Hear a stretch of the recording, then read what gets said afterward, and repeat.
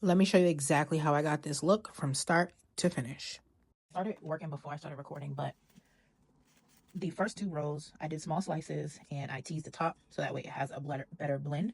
Now for the middle section, I'm going to do like an ombre effect, and then I'm going to continue the slicing and then another ombre effect. I did the side with some small weaving.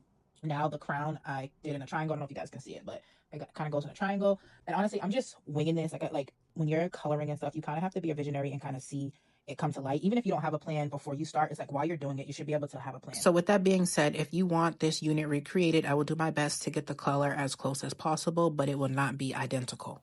In my opinion, color is done best when it is freestyled.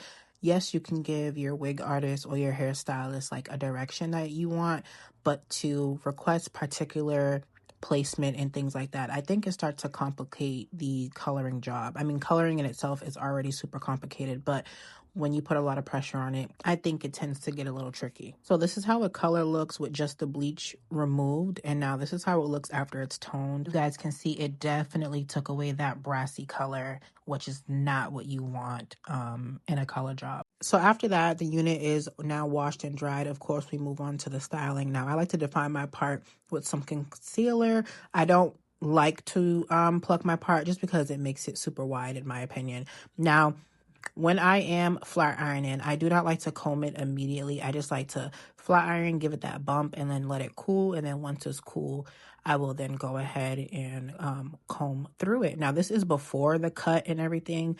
And now this is after. This is the final results. What do you guys think? I think she's super cute. This is our new mannequin. Prepare to be sick of her. She will be featured in all the videos.